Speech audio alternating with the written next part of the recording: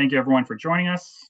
It's noon now here, so we'll just take a few moments here, get everyone to jump into the webinar, and then we'll get started with today's conversation. If you'd like to share where you're joining from today, feel free to do so in the chat. Share where you're from, give us your name, and if you have any questions during the presentation, you can use the Q&A function, and we'll try to get to as many of those as possible.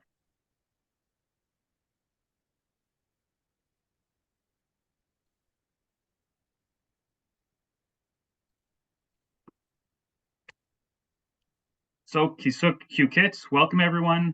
My name is Craig Stefani, and I'm a lead here with the Invasive Species Council of BC. And today I'm joining from Cranbrook, which is located on the traditional unceded land of the Ktunaxa people, where I'm thankful to be able to help steward the land and support communities from all across the province in doing the same.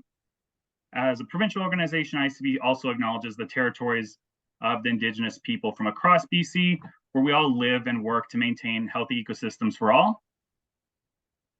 So we're halfway through our Invasive Species Action Month, and that's an action-packed month-long campaign where we generate awareness and engage the people living in BC on invasive species.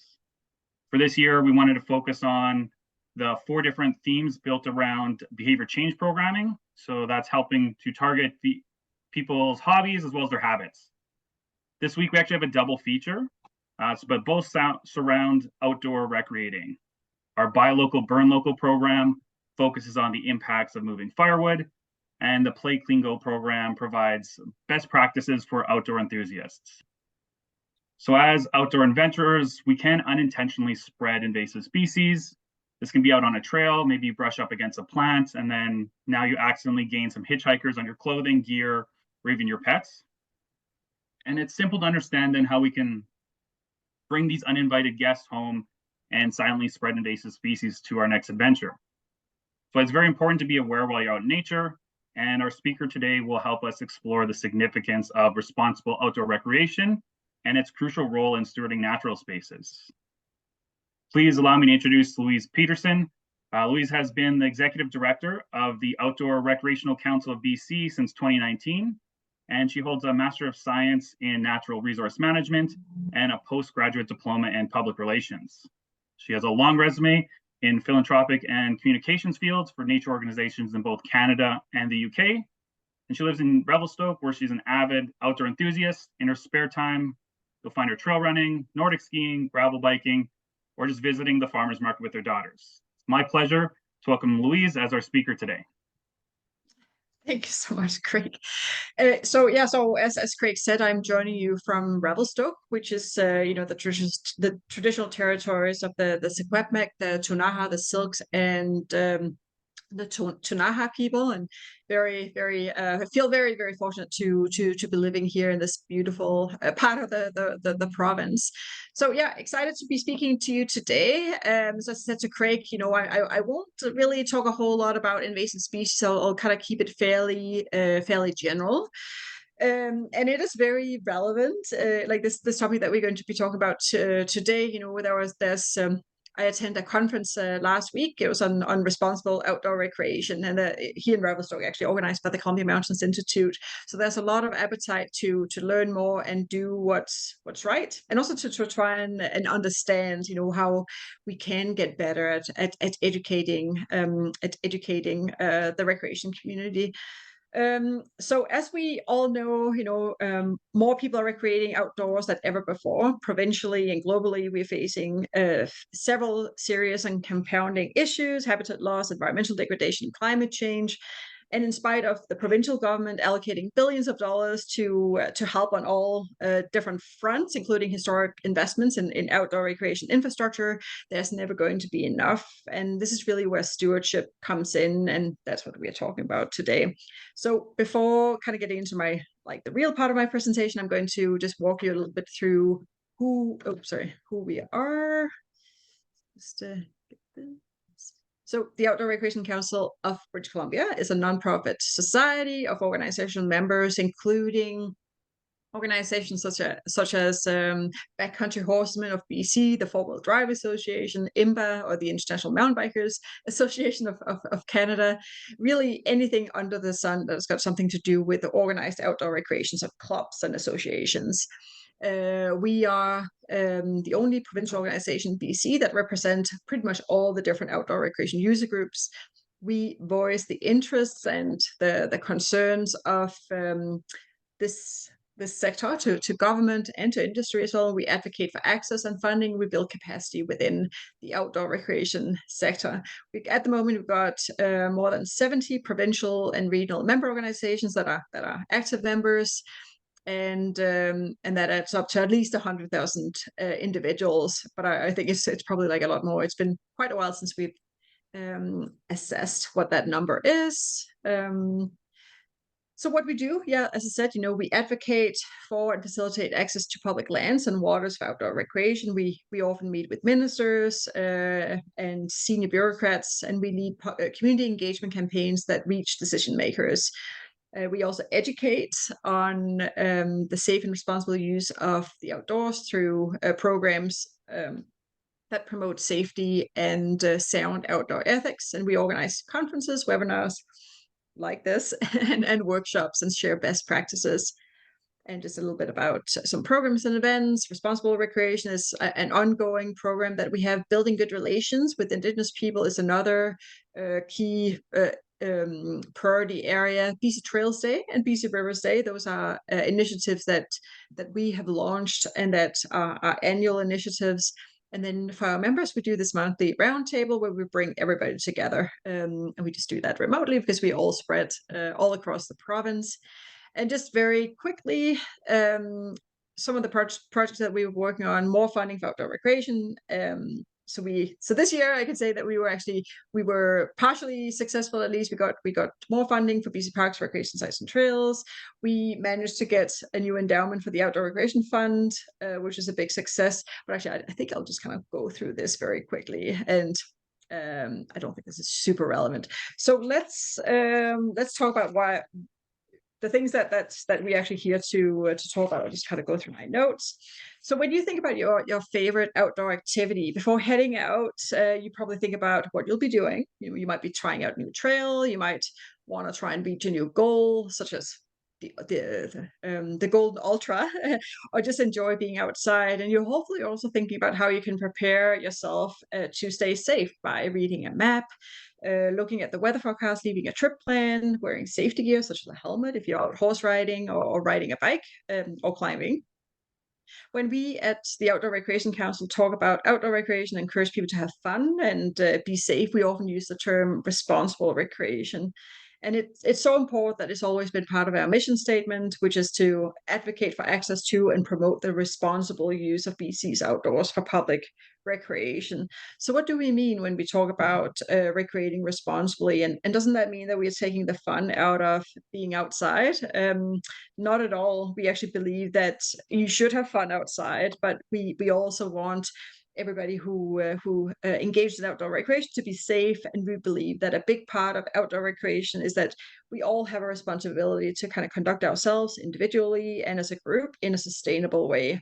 So at the core of responsible recreation is reducing our impact on other people, on wildlife, cultural values, and the ecosystems that are around us when we take part in outdoor recreation. And the end result that we want to get to is that the outdoors stays beautiful, and that it's also accessible and beautiful for all future generations.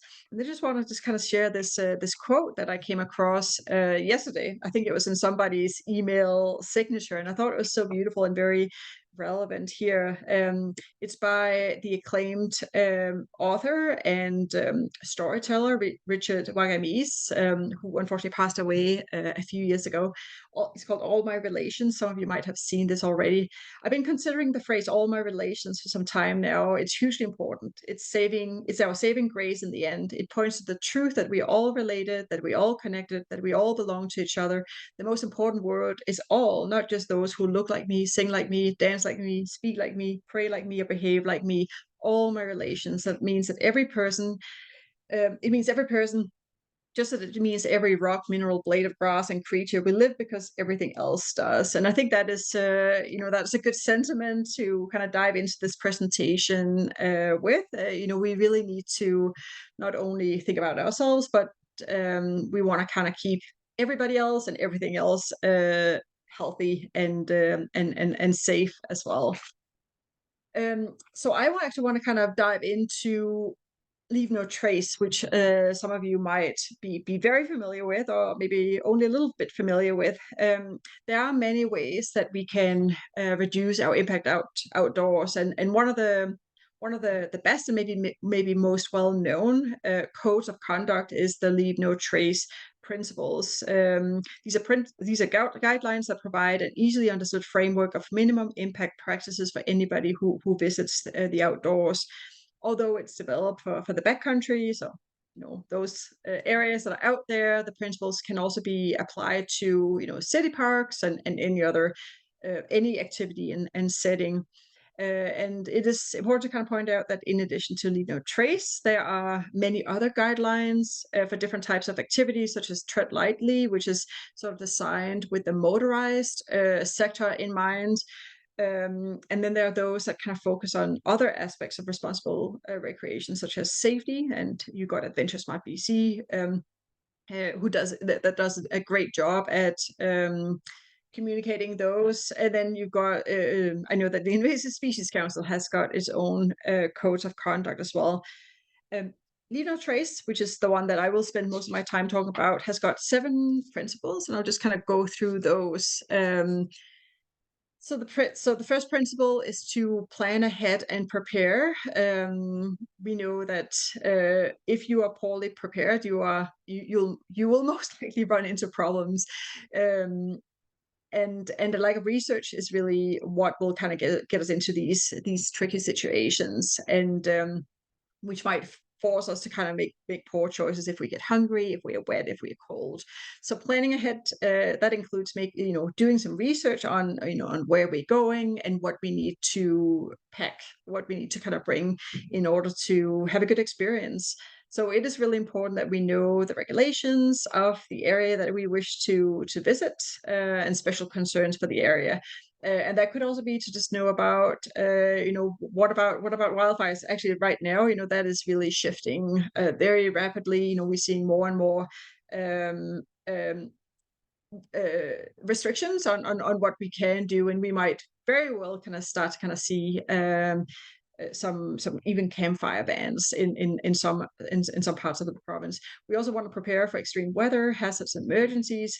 If we are planning to recreate in very busy areas, we might want to schedule our trip to avoid peak parking times, and visit in smaller groups if that's possible. Another part of kind of planning ahead is to make sure that we don't bring a lot of kind of single-use material, so that we don't create a lot of waste. And so that was the first principle. Principle number 2 is to travel and camp on durable surfaces. I've included a couple of pictures here that kind of show what happens if we don't. And it's not always very easy to do the right thing, but it is important to, and that is kind of part of the planning. It's part of the assessment when you're kind of like out there, explore your surroundings, and setting up your picnic or overnight camp. Make sure that we pick out hardy types of terrain that can kind of withstand the activity that we are doing. And that means kind of sticking to existing trails and campsites, going over riding or walking over rock, gravel, dry grasses, and snow. In popular areas, front country or backcountry, it's a good idea to kind of concentrate on existing trails and campsites, so that we don't impact the entire area. Also making sure that we camp at least, I think it's 60 meters from lakes and streams. We keep campsites small, again, like trying to kind of keep our impact as small and light as possible. And focus on using areas where there's not a lot of vegetation, so like as few wildflower meadows as possible. And then walk in a single file. And this is really tricky. but that is definitely the direction that Leave No Trace is giving. Like walking a single file in the middle of the trail, even if it's wet and muddy. It's not what we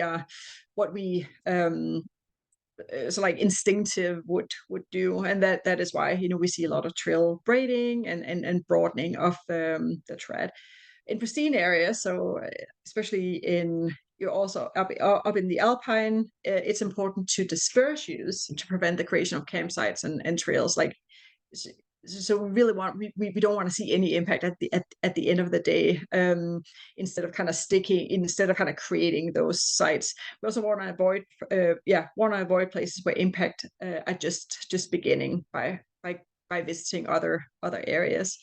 Principle number 3, and sorry, I'm not keeping an eye on whether there's any questions, but feel free to Craig, just let me know if there are any questions. Principle number 3 is to dispose of waste properly. This is hugely important, anywhere. But we all see that every time we go for a walk or for a ride. It applies to everything from litter to human waste and to the water that we use when we are washing our dishes. You've heard it before: pack it in, pack it out. It never gets old. It's very relevant. We need to kind of take responsibility for what we bring in. Make sure you before you head out again. Make sure, or actually at the end of the day too, inspect your campsite and rest areas for trash and spilled food. Pack out all garbage, leftover food, and litter, and leave the place cleaner than how you found it. Because we also know, like leftover food and litter will most likely attract critters and larger animals, and it's just unsightly. And also what has been found is that litter attracts litter. So if you have got an area where there's litter, it's hard to kind of get rid of that. So it's a good idea to even to bring a garbage bag and just kind of collect some of the litter that you see and bring that out.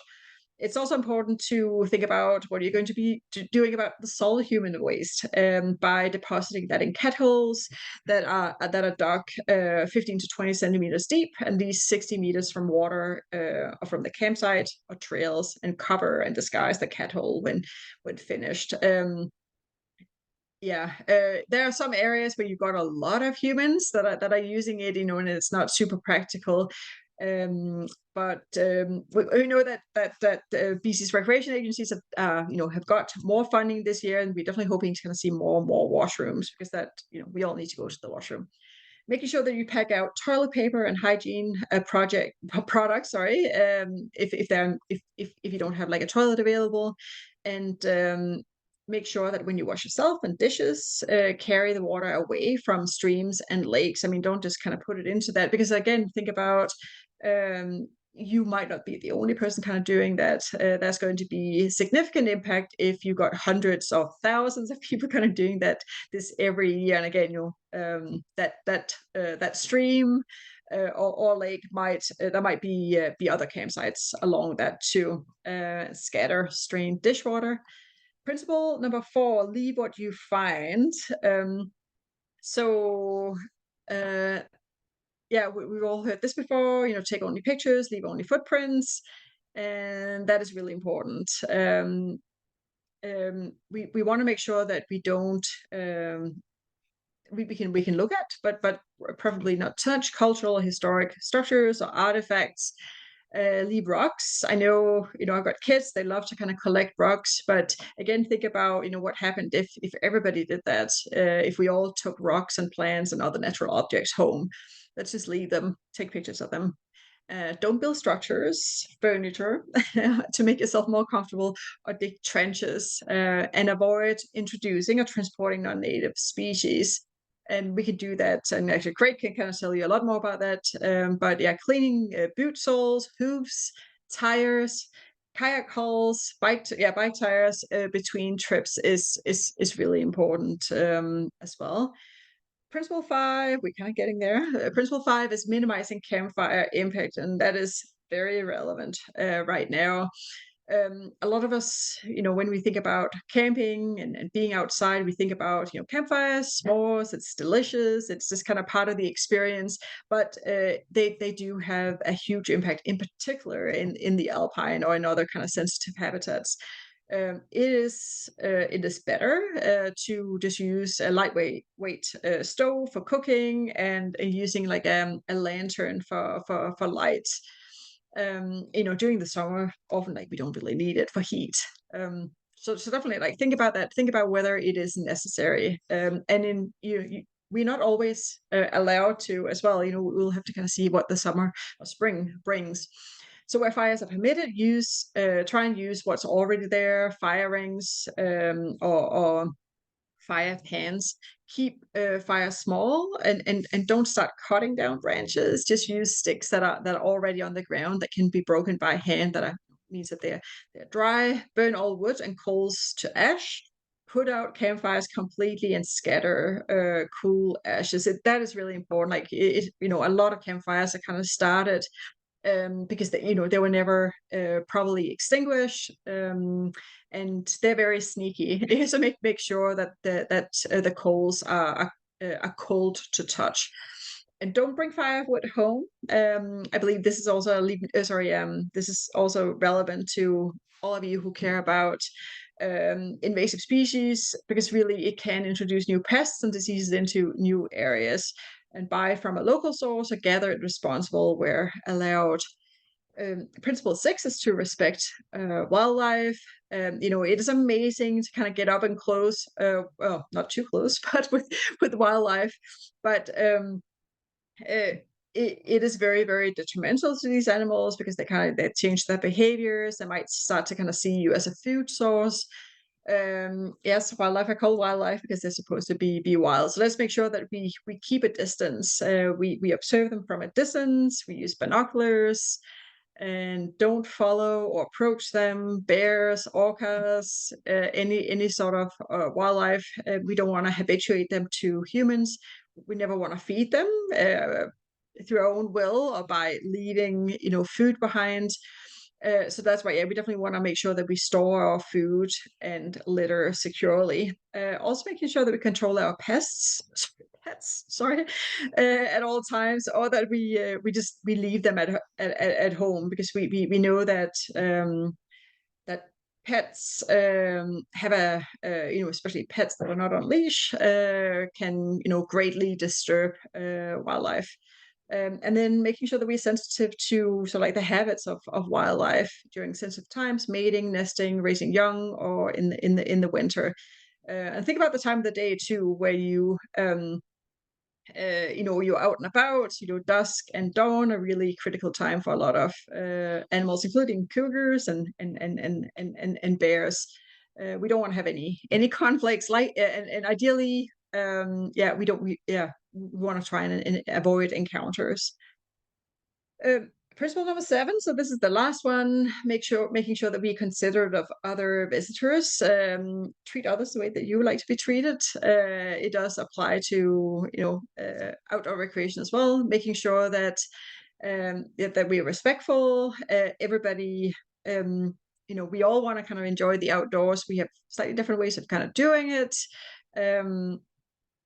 But we want to kind of protect the quality of everybody's experience. Yield to other users on the trail. Step to the downhill side of the trail when encountering horses. Like bikers. Take breaks and camp away from trails and other visitors. We don't want to get in their way. Making sure that like the natural sounds are the ones that we can hear, not like not like music from some device, and especially not like at nighttime. And then making sure that we are managing those pets that we bring along, so that they're not being a nuisance to other visitors. So I think that's just have to kind of catch up with my notes here. So how effective are these educational initiatives? So this one was sort of like aimed at individuals, and it could also be relevant to groups. So the realities of working with people to adapt their behavior in nature can be really kind of complex, but breaking things down into like 7 components, like with leave no trace, or like, a few messages can be, a good way to unite people towards a common goal, respecting nature and respecting each other. There's some research on camping behaviors that have shown that several camping resource camping resource impacts can be measurably reduced when staff or others, like real people, personally communicate the desired low impact practices to them. Posters and brochures are much less effective. And I know that the Invasive Species Council will often have ambassadors out at trailheads, and that can be super effective. That's a good way of changing behaviors. Sorry. And just so like in BC, there has been efforts in recent years to foster more collaboration. There's something called the Campus Code, which has got like a number of different like messages that can be endorsed or supported by campers. And there's like one example. So we've so there are around 20 different campaigns and programs that are focused in BC right now, that are focused on safe, accessible, inclusive, and responsible outdoor recreation. So there are definitely efforts to all kind of working together, so making sure that we get the right messages out. So stewardship. So while recreation and stewardship groups have their own unique missions, we all share a desire to preserve the outdoors for the next generation, no matter who you ask. It's not just about us. And acting on that desire is stewardship. So the Outdoor Recreation Council is, I mentioned BC Trails Day. It's happening on June 3rd. And just ahead of that, we are launching a new stewardship inspiration guide that we'll be promoting to everybody. It's mostly kind of targeted at recreation groups, stewardship groups. So removing invasive species, building a trails to save old growth forests, and cleaning up garbage is something that this inspiration guide will deal with. These are some of the examples that it will deal with. And recreation groups, invasive species groups are doing great work already. But that's much more that we can do. And yeah, stewardship is hugely important. So our hope with this guide, which you can get by subscribing to our newsletter, or maybe Craig can send out the link once it's ready, is that recreation groups, stewardship groups reach beyond their niche to projects that benefit a larger community. And we bet that by doing this, their experience will be very rewarding. So really, the Outdoor Recreation Council is on a mission to just to provide our members and the recreating public with an opportunity to to have fun, but while also doing something that is good for the rest of our community and good for all our relations. So I think that's almost it. I just want to highlight BC Trails Day. It's coming up on June 3rd. We are extending an invitation to everybody in BC, groups, schools, anybody to join us by hosting an event. It can be a stewardship event. It can be an educational event. It can be a social ride, a cleanup. Yeah, we already, so like in the last couple of years, like last year we had 55 events. This year we will be surpassing that, so that's great. But it's just a chance to celebrate the importance of trails and outdoor recreation. It's just why trails are essential to most outdoor recreation activities. 70% of British Columbians participate in outdoor recreation, and so does most of our visitors. They participate in outdoor recreation every year as well. We have a lot of trails, and they need a lot of kind of taking care of. And so BC Trails Day is a good way to support the volunteers and just to kind of show support for these great community assets that we have. So I think that concludes my part of the presentation. And if anybody's got any questions, I'm happy to take those. Yeah, thank you, Louise. It's a very informative presentation. Did see we're at the 30-minute mark. Are you okay if we have like 5 more minutes for questions? Yeah. Excellent. I'll kick things off. You did talk about a lot about how education and awareness really plays that crucial role, and obviously working across a lot of different stakeholder groups, and even the different focuses where you have Adventure Smart with safety, Base Species Council with that Play Clean Go. How can individuals or even organizations help to work together to promote and foster that culture of responsible recreation? Yeah, well, kind of start with ourselves, I guess, and like educate ourselves about some of the ways that we can sort of like green our own outdoor recreation activities, talking to friends and families, participate, like finding out what's going on in your local area. I'm sure the Invasive Species Council in all the different regions of the province has got activities, some of your cleanups. I don't know if you do planting events, but just like, events like that are a great way to help leave the planet in a better place, and how we find it, or and also to you just realize that there's a big community out there, of people that care about these things in the same way that we do. So I would say BC Trails Day is a great opportunity.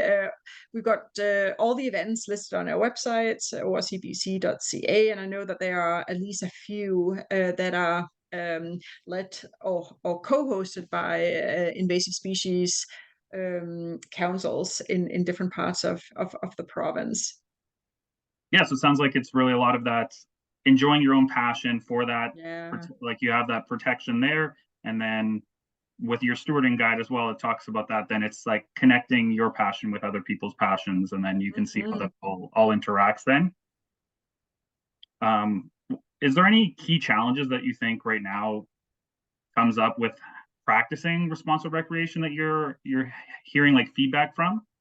Yeah, yeah. Like one thing that kind of comes to mind is that during COVID, we know that outdoor recreation really grew. There was a lot of people kind of went outside. Some for the first, no, no, I mean not for the like not went outside, but like visited parks and other areas for the first time. Really sort of like embraced it, and we're actually kind of seeing that participation is still higher than what it was pre-COVID. But a lot of those people are new to outdoor recreation. They're not necessarily part of an outdoor club. We've got there are hundreds of outdoor clubs throughout the province where it's part of the bread and butter to kind of talk about best practices and responsible recreation. So how do we reach them? So I think it's that there's definitely a capacity issue.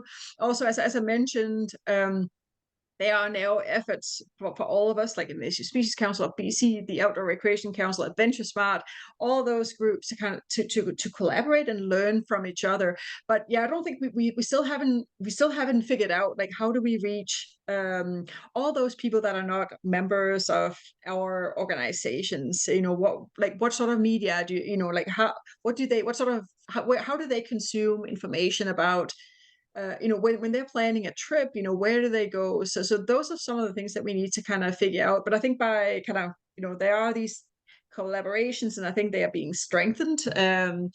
Hopefully we can learn from each other and undertake some projects too that can help us all become more effective and just kind of getting these messages out. And ultimately, it's about helping people to have a better experience, and also making sure that everybody else that seeks a similar experience in the future will have an excellent time. So yeah, so reaching people that are new to the outdoors who are not members of outdoor clubs is definitely, those that are not, yeah, talking to those that are not already the converted. So it's a Yeah. challenge. I don't know if the Invasive Species Council have managed to kind of figure that out. Well, that is the tricky thing, like you're saying there. There's a wide range of people. There's new people. There's a near infinite amount of ways to enjoy and explore the outdoors. So it's kind of, there's always those different niche groups. With kind of like wrapping up, then I just wanted to kind of end on a high note, and would be interested in knowing what you find most rewarding about your work, and how that inspires you to keep doing what you're doing. Oh, so our organization really works to support the volunteer sector. Like it's large. So the organized outdoor recreation sector is largely volunteer driven. So these are like local snowmobile clubs or hiking groups. We've got some stewardship groups that are part of our members too. They have so few resources. So it is hugely rewarding being able to talk to them all, identify what their challenges are, maybe what the opportunities are too, and then try and solve some of those issues, such as that we got a grant to set up a granting program that will help recreation groups and stewardship groups in BC in the future. So just kind of supporting all those volunteers who are out there who are working so hard to to create a great outdoor experience for everybody else. Excellent. Well, thank you for joining me, as well as everyone else here for joining us for this conversation. That is all the time we have for today's webinar. Hope everyone enjoyed themselves and is able to see how they can start making a difference in their community by practicing those responsible outdoor recreation principles. For more on Invasive Species Action Month, be sure to check our webpage for more details. You can find some events there happening around BC, as well as a link to our store to find a bunch of different stickers that you can pick to highlight your way to get out in the outdoors, as well as pick up maybe some boot brushes to make sure you're not bringing along any hitchhikers. Be sure to also check out and participate in BC Trails Day. Next week will be the last of our ISAM Wednesday Lunch and Learns. We'll focus on our Clean Drain Dry program. We'll be joined by Brielle Comartin, who's a passionate master's student from McGill University, and she'll be sharing some of her research findings on zebra mussels and share some help on how to mitigate the impact and the spread of those invasive species. Hope you all enjoy the rest of your day, and thank you for joining us.